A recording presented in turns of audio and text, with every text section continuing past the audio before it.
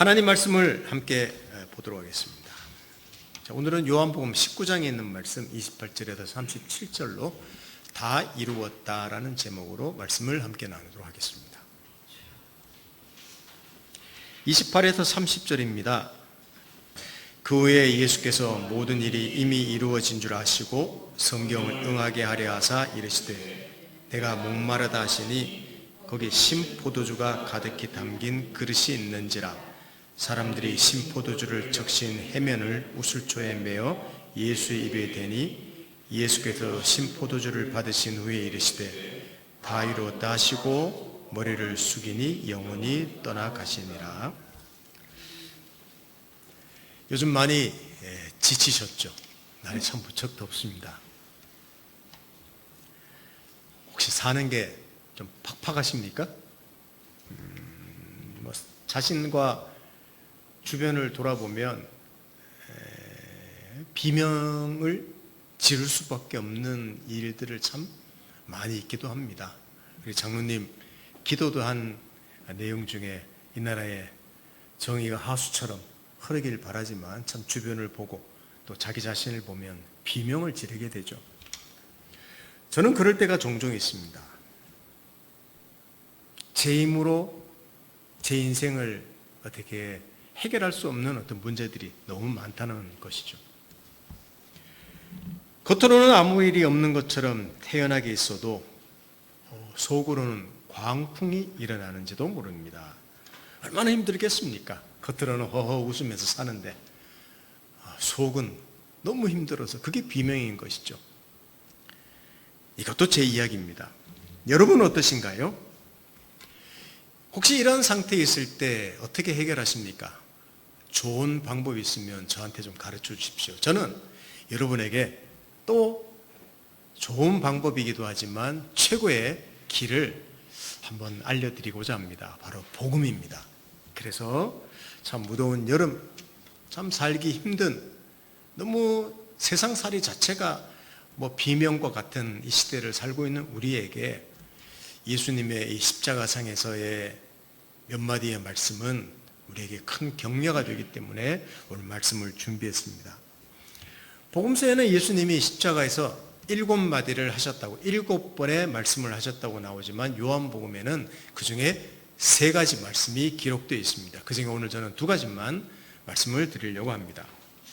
내가 목마르다와 다 이루었다는 2가지 말씀을 중심으로 교훈을 잠시 받고자 합니다. 첫 번째는 내가 목마르다는 말씀입니다. 십자가 처형 당하셨는데 십자가 처형의 큰 특징 중에 하나는 탈수 현상이라고 합니다. 이렇게 매달아서 그 더운 날에 온몸에서 물이 다 빠지는 거죠. 그럴 때 그 십자가 형틀에 달려있는 죄수가 내가 목마르다라고 하는 절규는 너무나 당연한 절규입니다. 근데 요한은 독특하게 말하고 있습니다. 아까 읽었던 28절을 제가 다시 읽어드릴게요. 그 후에 예수께서 모든 일이 이미 이루어 주신 줄 아시고 성경을 응하게 하려 하사 이르시되 내가 목마르다 하시니 라고 되어 있습니다. 이 정오쯤 되었다고 하면 굉장히 몸에 속이 불이 탔을 거예요. 속이 다 물이 빠졌기 때문에 속이 탔을 것입니다. 근데 요한은 이 고난의 이 분위기 뉘앙스는 싹 빼버립니다. 그리고는 이게 하나님 말씀을 성취하게 하려고 예수님이 목마르다라고 말했다. 이렇게 기록하고 있습니다. 갈증을 하나도 안 느끼셨는데 왜 하나님 아들이니까 내가 지금 뭘 하지? 성경을 응하게 해야 되겠구나. 목마르다. 이렇게 말씀하셨다는 게 아닙니다. 또 그냥 목마르다고 한 것이 우연히 성경을 성취했다는 말도 아닙니다. 자, 여기 나오는 성경은 바로 구약에 있는 말씀인데 자, 한번 앞을 보십시오. 시편 69편 21절이라는 말씀에 좀 뜬금없는 말을 제가 한번 읽어보겠습니다. 그들이 쓸개를 나의 음식물로 주며 목마를 때에는 초를 마시게 하였사오니 라고 나옵니다. 이거 전 시편 69편 이야기 다 하려면 길지만 짧게 말씀드립니다. 다윗이 고난을 당할 때 이야기입니다. 구약 나오는 이스라엘의 왕이 있죠. 배신을 당하고 조롱받습니다. 심지어 원수들이 음식을 주는데 쓸개로 음식을 주고 쓴 거 아닙니까? 못 먹을 걸 준다는 말이에요. 그리고 여기 초를 마시겠다는 말은 몸 저급한 술, 그것으로 목을 축이겠다고 다윗이 그런 대접을 받았다고 기록을 하고 있는 내용입니다. 근데 예수께서 목마르다고 하니까 사람들이 신포도주를 적셔 주었다고 합니다. 이게 다윗이 겪은 것하고 같다는 것이죠. 그렇게 예수님이 시편 기자, 요한복음 기자가 적은 겁니다. 아니 도대체 이게 이 성취가 뭐가 중요합니까? 다윗이 겪은 일하고 예수님 겪은 일하고 왜 연관을 시키냐는 말이죠. 성령께서는 요한을 통해서 예수님이 겪은 순환, 고난이 어떤 성격인지를 정말 무서울 정도로 강조하고 있는 내용입니다. 자기가 메시아다, 하나님의 아들이다 하고 떠들다가 그냥 개죽음을 당한 그런 죽음이 아니라, 또 왕이라고 하면서 로마의 황제를 뒤집을 것 같은, 쿠데타를 일으킬 것 같은, 혁명을 일으킬 것 같은 그것 때문에 로마의 사형 집행을 당한 사람이 아니라, 그는 그의 죽음은 굉장히 중요한 의미가 있다는 말을 하고 있는 내용입니다. 여러분, 구약 성경 내내 예언했던 다윗의 후손의 메시아가 누구냐? 예수라는 겁니다. 그러니까 다윗 이야기를 예수님이 성취했다고 말하는 것은 뭘 말하는가 하면, 나의 고난은 구약 내내 내가 다윗의 후손으로 약속한 메시아다, 그 이야기를 하려는 겁니다. 구약 성경 구석에서 희미하게라도 말하고 있는 모든 구원의 약속이 바로 예수 그리스도에게 성취되었다, 그 말을 하고 싶은 것이죠. 심지어 십자가 달려있는 예수에게 신포도주를 해면에 적셔서 갈대에 끼워서 줬다고 기록하고 있는데, 요한복음은 특별하게 우슬초라는 식물에다가 적셔서, 우슬초는 정확한 게는 알 수 없습니다. 그러나 되게 어떤가 하면 털이 많대요, 식물에. 그래서 물 같은 데 찍으면요, 털 같은 데 물이 많이 묻어서 이렇게 스폰지처럼 물을 전해주기 좋아서 이렇게 긴 짝대기에다가 우슬초에다 찍어서 물을 찍어줬답니다.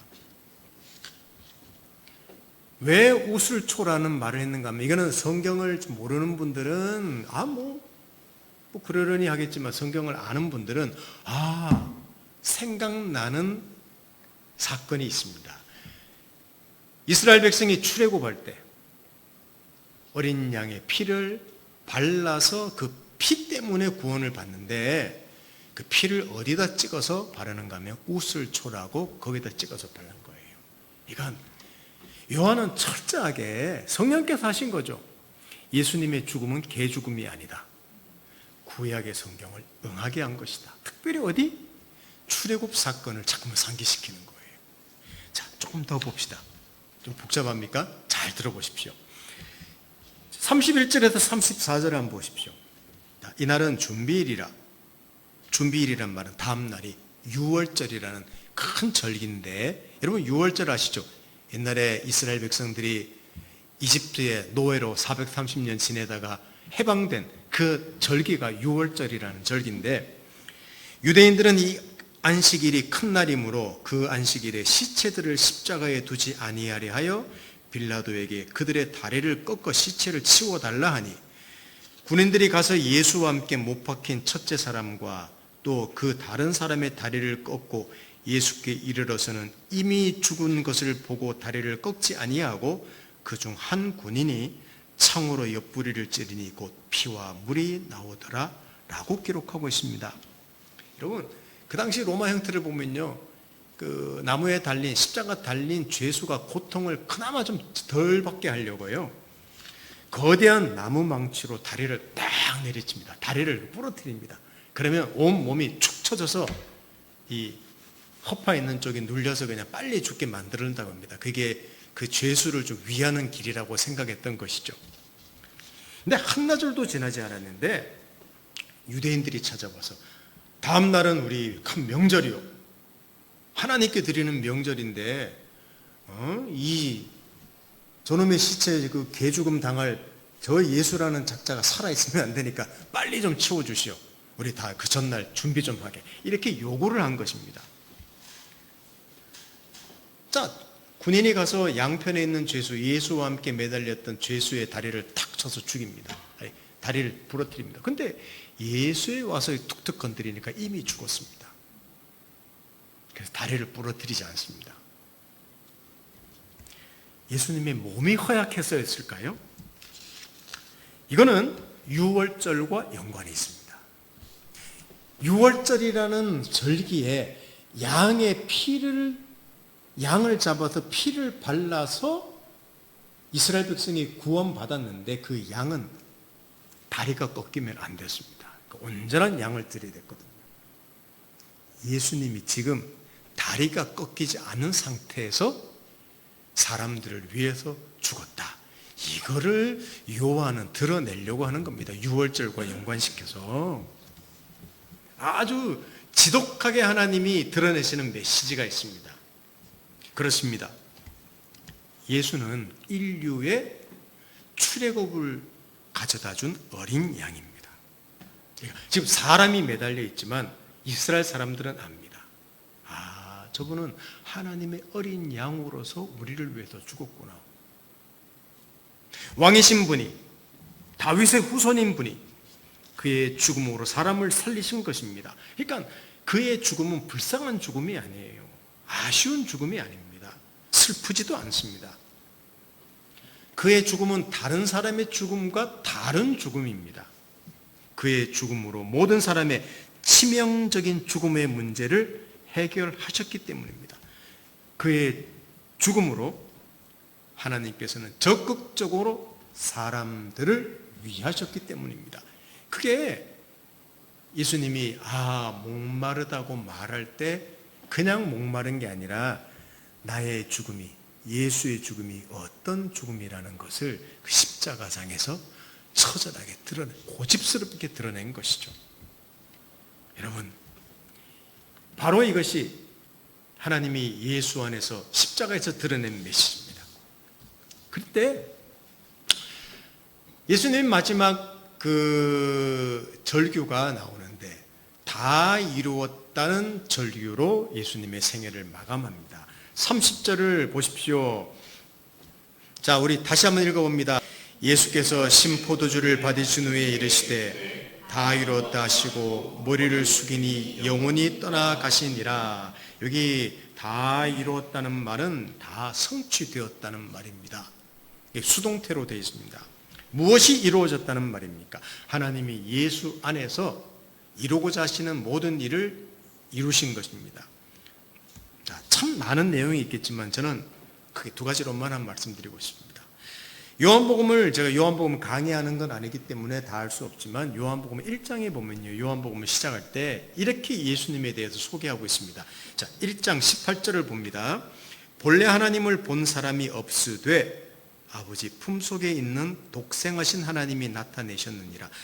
예수는 누구냐? 하나님이 자기를 나타내 보이신 존재다. 이렇게 설명을 하고 시작했습니다.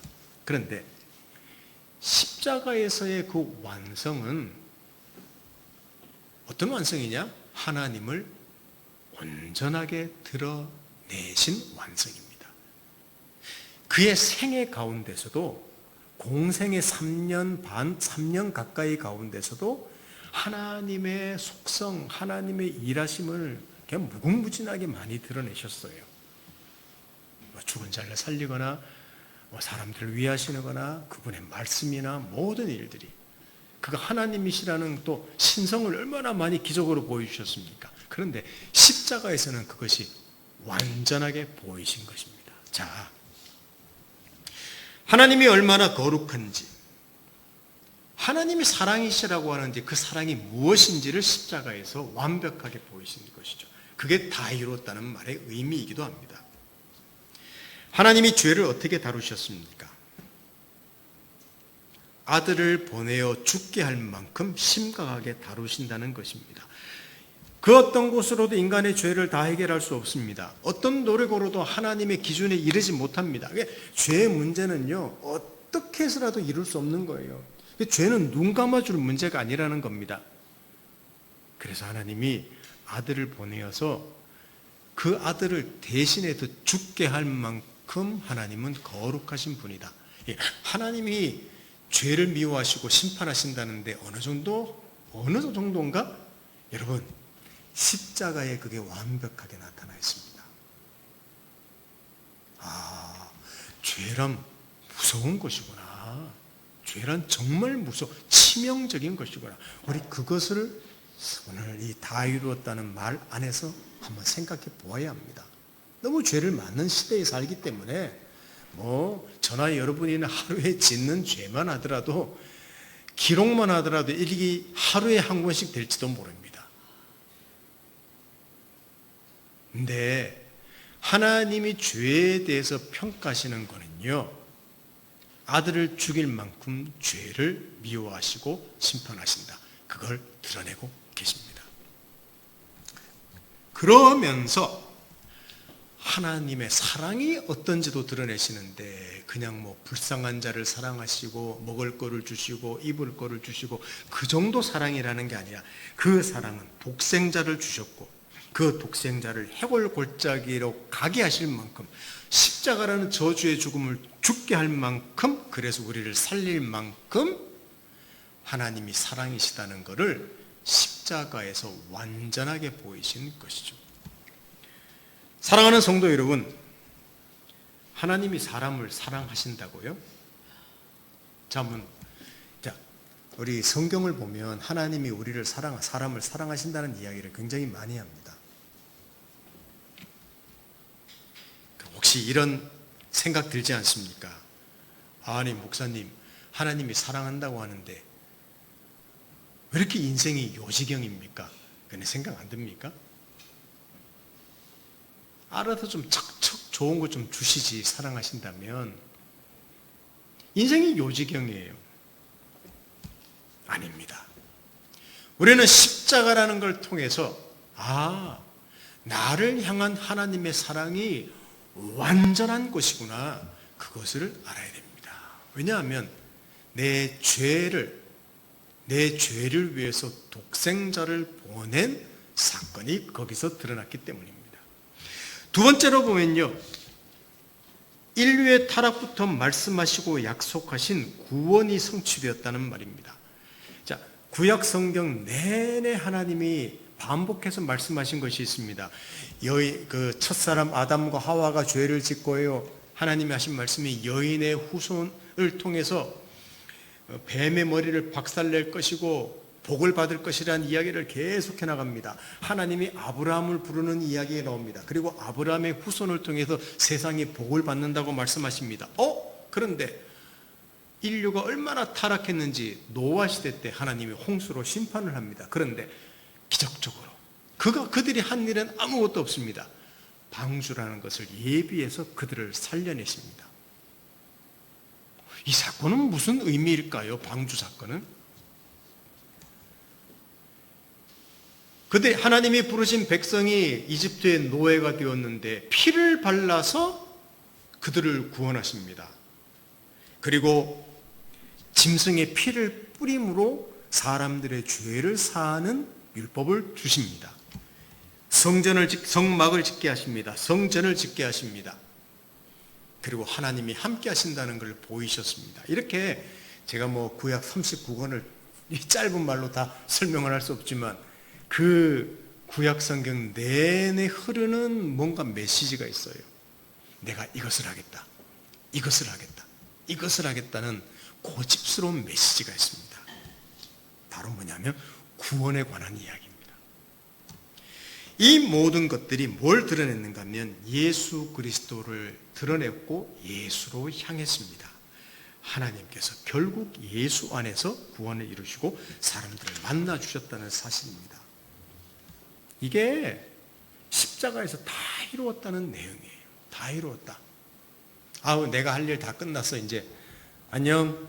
나는 내가 할 일 다 끝났으니까 뭐 좋은 거 너희들을 먹였고 좋은 일 했고 나는 이제 천국 간다. 하늘나라 간다. 그게 아니라 구약시대 때부터 그렇게 하나님께서 보이시고 드러내시고 사람들을 아끼시고 사람들을 위해서 일하신 것이 바로 나를 보내신다는 이야기야. 그리고 내 안에서 너희를 구원하고 너희에게 복이 있게 하고. 아니, 구약에 있는 모든 사람들이 어떻게 복을 받은 줄 아느냐? 그들이 잘나서? 아니야. 내 안에서 복을 받은 것이야.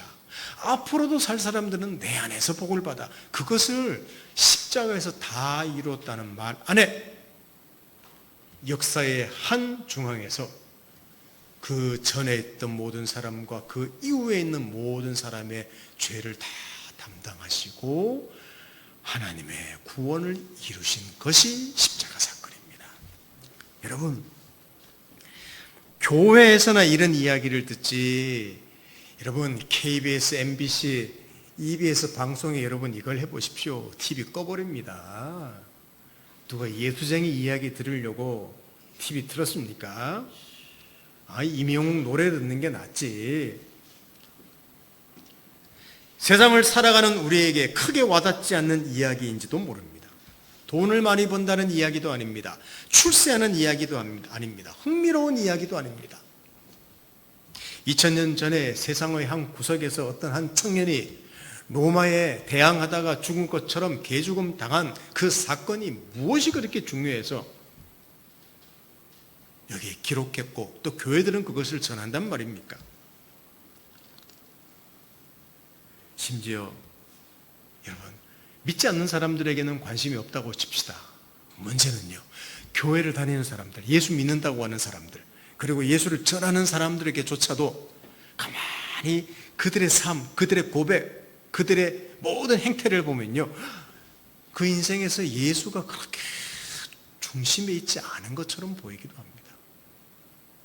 이게 뭐냐 하면 예수가 중요한 게 아니라 예수 외에 종교적인 것, 뭐 신앙적인 어떤 요소들, 내 열심, 뭐 우리의 뭐 일들, 이런 거 주변 것들이 너무 중심에 차지해 있지 예수가 중심이 안 될 때 많아요. 물론 찬송에는 예수가 중심입니다. 설교에도 예수가 중심 맞습니다. 삶에는 그렇지 않다는 사실이죠. 여러분, 십자가에서 다 이루셨다는 이 말 한마디에 모든 문제가 해결될 수 있고 해결되었습니다. 이거를 우리는 믿으셔야 됩니다. 열등감 해결할 수 있냐고요? 뭐 구원 문제는 제껴둡시다. 그냥 구원 받았다고 하니까. 열등감 문제 해결될 수 있습니까? 물론 쉽지 않죠. 하나님이 사랑하신다고요? 안 느껴지는데요. 여러분, 예수 안에서 보이신 하나님 사랑을 알아가고 누리게 될 때 최고의 인생을 살 수 있습니다. 왜? 하나님이 우리 약함을 보시지 않는다고 하십니다. 하나님 자신을 보내어 나를 위해서 자기 아들을 보내어 죽게 하셨답니다. 자, 열등감이라는 건 뭡니까? 비교했을 때 나는 터무니없이 모자래. 나 같은 병신이. 여러분, 이런 열등감 아닙니까? 근데 사람과의 비교에서 열등감이 생길 수 있을지언정 하나님이 나를 보실 때 안 그러시겠다는 거예요.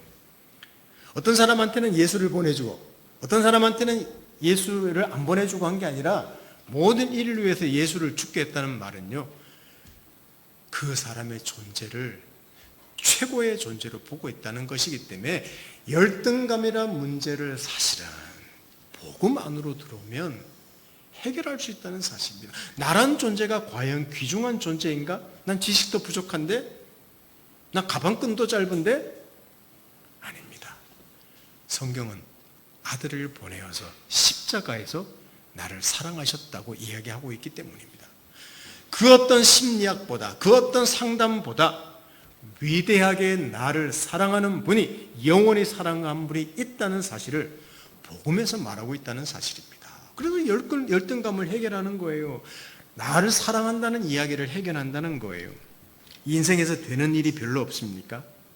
인생 원래 그런 겁니다. 그런데 그리스도인에게는 그게 끝이 아닙니다. 자기 아들을 보내어 인생을 복주시는 하나님의 사랑과 은혜와 열심, 그 지독하고 고집스러운 열심이 있습니다. 우리는 안 되고 없다고 하지만 하나님께서는 다 주셨다고 합니다. 왜? 아들을 주셨기 때문입니다. 아들 안에서 붙잡은 인생이기 때문입니다. 그래서 여러분, 내 인생 되는 일이 별로 없다, 그게 아니라는 것이죠. 하나님께 예수 안에서 붙잡힌 인생이기 때문에 되는 일이 없어 보이는 인생이 아니라 모든 것을 다 가진 인생이라고 성경은 그렇게 반복해서 선언하고 있다는 사실입니다. 우리는 그것을 볼 수 있어야 됩니다. 자, 성경 구절 하나 읽어보십니다. 로마서 8장 32절을 같이 읽어봅니다. 같이 읽어봅니다. 시작. 자기 아들을 아끼지 아니하시고 우리 모든 사람을 위하여 내주시니가 어찌 그 아들과 함께 모든 것을 우리에게 주시지 아니하겠느냐. 아멘. 아들을 아끼지 아니하시고 모든 사람을 위하여 주시니가 모든 것을 주시지 않겠느냐. 가장 귀한 걸 주셨는데 여러분, 다른 것 주시는 것은 그냥 쉽다. 그게 하나님의 메시지입니다. 우리는 이 하나님의 일하심을, 이 하나님의 약속을, 이 하나님의 메시지를 자주 잊어버립니다. 분명히 다 가졌는데도 늘 없다고 말합니다. 아니, 예수 모르는 사람은 그렇다고 합시다. 아니, 예수 안에 있는데도 이렇게 말한다는 것이죠. 하나님과 예수님을 믿는다고 하면서도 늘 힘들어합니다. 인생의 무게가 조금만 느껴져도 주저앉으려 합니다. 아빠는 목사님인데 왜 늘 얼굴이 어두워? 제가 듣는 이야기이기도 합니다. 제가 세상의 모든 죄를 지고 가는 어린 양인가? 아빠는 왜 인상 쓰고 어두워? 목사님인데 뜨끔합니다. 제 이야기를 하는 거예요, 지금. 이럴 때 우리에게 위로가 되고 안정감 주는 것들이 분명히 있지요. 각자마다 있을 것입니다. 특히 이럴 때 가까이 있는 사람이 위로해주고 격려해주는 거 굉장히 중요합니다. 여러분, 주변에 이런 분들이 있다면, 인생의 무게를 느끼고 주저앉아 있는 분들이 있다면 많이 격려해 주십시오. 위로해 주십시오. 그런데 이런 위로와 격려보다 더 크고 영원한 격려와 위로가 있다는 것입니다. 다 이루었다. 여러분, 이 한마디라는 거예요. 인류의 치명적인 문제, 나의 치명적인 문제, 죽음의 병에 걸려있는 문제, 죽음의 증상을 매일 겪으면서 살아가고 있는 것, 여러분, 저와 여러분들이 매일 겪는 것들은요, 죽음의 증상을 우리는 경험하는 것들이에요. 죽음의 증상을. 근데 이런 우리를 위해서 그렇게 반복해서 고집스럽게 드러내시는 예수 안에서의 하나님의 구원, 하나님의 일하심을 볼 수 있어야 됩니다. 여러분, 예수 안에 거해야 합니다. 하나님께서 예수 안에서 약속하시고 주신 복을 누리는 것이죠. 자, 오늘 요한복음 19장에 있는 내용을 살펴봤는데, 목마르다는 이야기부터 시작해서 요한복음에 나타난 예수님의 그 십자가상의 말씀 다 이루었다. 이 말 안에 들어있는, 예수 안에 들어있는 하나님의 엄청난 복을 이미 예수 그리스도 안에 우리에게 주셨다는 사실입니다. 늘 부족하다고 생각하십니까? 늘 힘들다고 말하십니까? 먼저 하나님과 해결하십시오. 먼저 예수 안으로 달려가 머무십시오. 아니, 이미 예수 안에 그 모든 것이 있다는 사실을 알고 확인하시고 그 안에서 하나님이 주신 모든 은혜를 말하시고 누리십시오. 자, 없는 것을 말할 수도 있습니다. 말하십시오. 여러분 자유니까. 또 제 자유니까. 힘들어. 나 없어. 돈 없어. 건강 없어. 나 힘들어. 말하는 거는 우리 인간의 자유이기 때문에 어쩔 수가 없는 거죠. 그걸 막을 수는 없습니다. 근데 그러고 나서 금방 또 이야기하십시오. 아니, 너 다 가진 자구나. 예수님이 십자가에서 다 이루셨다고 하셨구나. 그분이 다 이루셨대. 죽음의 증상이 내게 분명히 있는데 그것까지 다 해결하셨대. 영원히 해결하셨대. 나를 영원히 붙잡으신대. 아들을 주셨는데 나를 가장 사랑하신대. 여러분, 내 말로 나를 의식화시키는 거예요. 그걸 날마다 매 순간마다 복음을 전한다는 말입니다. 내가 이런 사람이지. 아빠 왜 얼굴이 어두워? 그래, 얼굴이 어둡단다. 그게 내 지금 수준이란다. 그러나 나는 이런 사람이지. 이런 사람이. 자기가 자기 스스로에게 말해야 됩니다. 여러분, 인생 힘드시죠? 늘 부족하시죠? 바로 이런 것을 자기 자신한테 말씀하시면서 내가 얼마나 사실 위대한 인생인지. 사실 여기 있는 우리들, 여기 교수님도 계시고, 직장도 다니고, 우리 참 자식도 키우며 위대한 인생을 산 사람이지만, 더 위대하게 보이는 사람들에 비하면, 우리 유명하지도 않습니다. 아닙니다. 제가 오늘 분명히 말씀드립니다. 다 이루었다는 예수님의 선언 안에 우리가 있는 인생이라는 말입니다. 우리 그런 걸 잘 아시고, 시편 23편 1절과 요한복음 10장 10절을 같이 읽고 말씀을 마치도록 하겠습니다. 얼마나 세상에서 좋은 말들을 들을 것들이 많겠습니까? 얼마나 또 해줄 말들이 많겠습니까? 그런데 저는 여러분에게 이 두 구절을 좀 말씀드리고 설교를 마치려고 합니다. 시편 23편 1절입니다. 자, 다 같이 시작. 여호와는 나의 목자시니 내게 부족함이 없으리로다. 아멘. 이게 하나님의 약속이고 선언입니다. 요한복음 10장 10절입니다.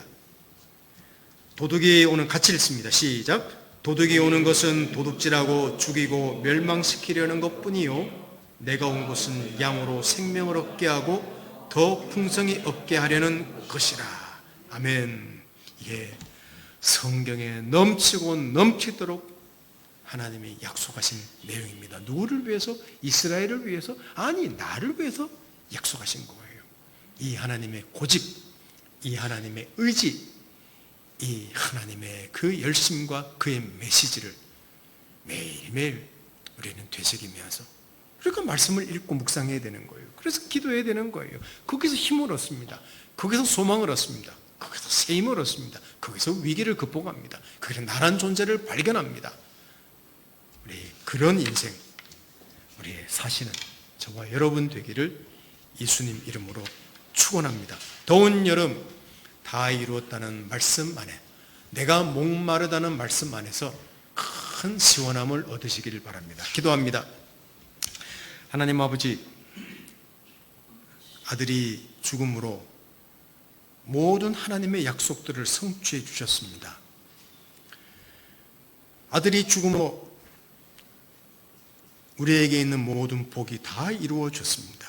하나님이 우리를 완전하게 사랑하시고 우리의 문제와 부족함을 완전히 해결하셨고 그걸 아들 안에 보여주셨습니다.